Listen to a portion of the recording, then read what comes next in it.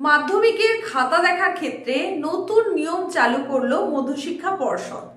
কি সেই নিয়ম, তাতে তোমরা কতটা লাভবান, সেইগুলো কিন্তু এখন এই ছোট্ট উপস্থাপনায় জানিয়ে দেব। এই যে মাধ্যমিকের খাতা দেখার ক্ষেত্রে নতুন নিয়মের কথা বলা হচ্ছে, সেই নিয়মটা ঠিক কোন জায়গায় এবং তার জন্য তোমাদেরকে কোন জায়গায় সতর্কতা অবলম্বন করতে হবে সেটাও কিন্তু জানিয়ে দেব। সুতরাং তোমরা যারা যারা এই 2026-এ মাধ্যমিক পরীক্ষা দিতে চলেছো, তোমাদের জন্য আজকের উপস্থাপনাটা যথেষ্ট গুরুত্বপূর্ণ হতে চলেছে। মনোযোগ সহকারে শুনতে হবে এবং বুঝে নিতে হবে কি রয়েছে আজকের আপডেটে।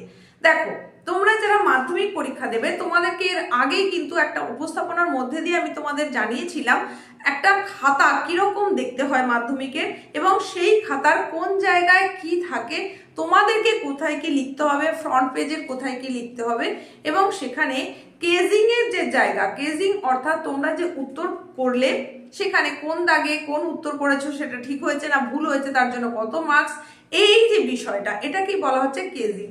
এই কেজিং এর জন্য একটা জায়গা নির্ধারিত ছিল, সেটা ছিল খুব ছোট্ট জায়গা, সেই জায়গাতেই কেজিং করতে হতো। এরপরে এই জায়গায় তোমাদেরকে যেমন যেমন দেখিয়েছি, যেখানে ফ্রন্ট পেজে কোথায় তোমাদের রোল নাম্বার, কোথায় নাম, কোথায় রেজিস্ট্রেশন নাম্বার, কোন ভাষায় তুমি পরীক্ষা দিচ্ছ সেই ভাষা, এগুলো যেমন উল্লেখ করতে হবে, তেমনি আর কোথায় কি করতে হয়, লুজ সিট নিলে কি করতে হয়, সেগুলো কিন্তু ডিটেলসে বিস্তারিতভাবে তোমাদের জানিয়েছি। তাছাড়াও তোমাদের যে মার্জিন দেওয়ার কথা সেটাও বলেছি। অনেকে তোমরা জানতে চেয়েছিলে চারদিকেই মার্জিন দিতে হয় নাকি দুদিকেই দিলে হয়, স্কেল দিয়ে মার্জিন দেওয়াটা কি অত্যাবশ্যক নাকি না করলেও হয়, এই সমস্ত কনফিউশন দূর করার জন্য সেই উপস্থাপনায় তোমাদেরকে কিন্তু ডিটেলসে বলে দিয়েছি তোমাদের খাতাটা ঠিক কিভাবে তোমরা ফিল আপ করবে, ফ্রন্ট পেজটা ফিল আপ করবে বা মার্জিনের ক্ষেত্রে কি করা উচিত। আশা করছি তোমরা ওই উপস্থাপনাটা দেখেছো, যদি দেখে থাকো তাহলে নিশ্চয়ই তোমার উপকারেই আসবে। যারা এখনো দেখোনি অথচ তোমার জানার প্রয়োজন রয়েছে, তাহলে আজকের ভিডিও ডেসক্রিপশন বক্স চেক করো, লিংক দেওয়া থাকবে, সেখান থেকে তুমি সেই লিংকে ক্লিক করে দেখে নিতে পারবে কিভাবে ফিল আপ করতে হবে। আর এই যে খাতা দেখার নিয়মের ক্ষেত্রে যে পরিবর্তনের কথা বলছি, সেটা এবার সরাসরি চলে আসি। যে নিয়মটা আসছে সেটা হচ্ছে কেজিং এর ক্ষেত্রে। এতদিন পর্যন্ত ফ্রন্ট পেজে কেজিং এর জন্য জায়গা দেওয়া থাকতো, সেটা করতে হতো, কিন্তু এখন যেটা ফ্রন্ট পেজ তোমাদের, তার পরের যে পেজটা, সেই দিকটা কিন্তু আমি বলেছিলাম সেখানে কোনো কিছু তোমরা লিখবে না, মানে একদম ফ্রন্ট পেজ তার ব্যাক সাইডটা কিছু লিখবে না, তার পরের পোর্শন থেকে লিখবে। তো এই যে জায়গাটা, এখানে কিন্তু বড় করে একটা কেজিং এর জায়গা দেওয়া থাকবে, সেই জায়গাতেই নিয়মের বদলটা তাহলে হলো, মানে কেজিং করার ক্ষেত্রে নিয়মের বদল হচ্ছে। এতে করে তোমাদের মনে হতেই পারে তা সেটা তো টিচারদের কাজ, যারা খাতা দেখবেন তাদের কাজ, তাহলে সেক্ষেত্রে আমাদের জন্য কি, তোমাদের জন্য বিষয়টা যেটা সেটা পরে আসছি।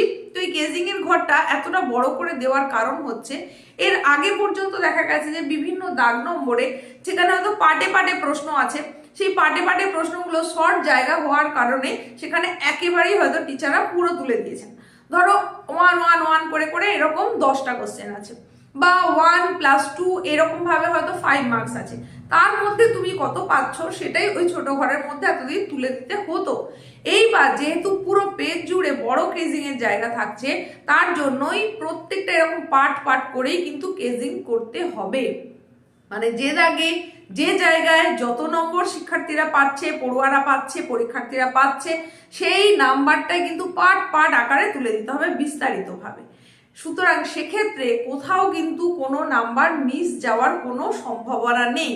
আর তোমাদের ক্ষেত্রে তাহলে কি সুবিধে, তোমাদের জন্য এটা বলবো যে সবসময় মাথায় রাখবে, বোর্ড এক্সামের ক্ষেত্রে অনেক সময় এরকম হয় যে পরীক্ষার প্রশ্নপত্র সেট করতে গিয়ে হয়তো প্রশ্নে কোনো ভুলভ্রান্তি ধরা পড়লো, তাহলে সেই ভুলভ্রান্তি ধরা পড়ার কারণে সেগুলো যখন পরে ফোরকাস্ট হয়, তখন যেহেতু পর্ষদের তরফ থেকে যদি সেই ভুলটা হয়, তাহলে কিন্তু সেই দাগ নম্বরটা অ্যাটেন্ড করলেই নাম্বার পাওয়া যায়।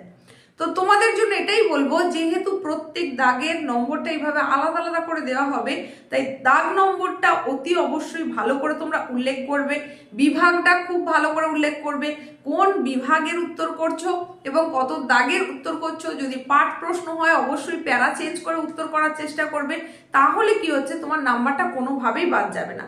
যেখানে ধরো পাটে পাটে প্রশ্নটা রয়েছে সেখানে তুমি টানা লিখে দিলে, তাহলে সেক্ষেত্রে কিন্তু উত্তরটা ঠিক কত নম্বরের বা কোনটার জন্য উত্তর হলো সেটা অনেক সময় বুঝে উঠতে পারা যায় না। যখন কোনো পরীক্ষক খাতা দেখেন, একসঙ্গে যেহেতু অনেক খাতা দেখতে হয়, তাই সেখানে কিন্তু সমস্যা হয়।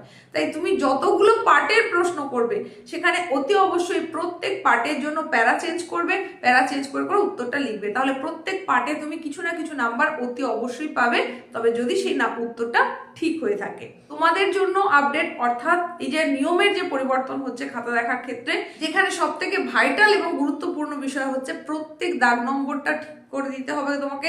প্রত্যেক দাগ নম্বর অতি অবশ্যই অ্যাটেন্ড করার চেষ্টা করবে এবং চেষ্টা করবে প্রত্যেকটা পর পর করে করার। মানে যে কোনো একটা বিভাগ যখন তুমি অ্যাটেন্ড করছো সেখানে যতগুলো প্রশ্নের উত্তর করতে বলা হয়েছে চেষ্টা করবে প্রত্যেকটা দাগ পরপর করে উত্তরটা করতে। এখানে একটু দুটো পেজ পরে আবার সেই দাগের উত্তর এরকম ভাবে ছড়িয়ে ছিটিয়ে করবে না। এতে করে পরীক্ষার খাতায় একটা ব্যাড ইমপ্রেশন এসে যায়, পরীক্ষকের একটা খারাপ ধারণা এসে যায়, তখন কিন্তু তুমি পরের দিকের অংশে ভালো লিখলেও নাম্বারটা সেইভাবে কিন্তু হাত খুলে পরীক্ষক দিতে পারেন না। তো এইগুলোই ছিল তোমাদেরকে বলার। দেখা হচ্ছে এইরকমই গুরুত্বপূর্ণ কোনো আপডেটের সঙ্গে। প্রত্যেকে সুস্থতা কামনা করে এখানেই শেষ করলাম।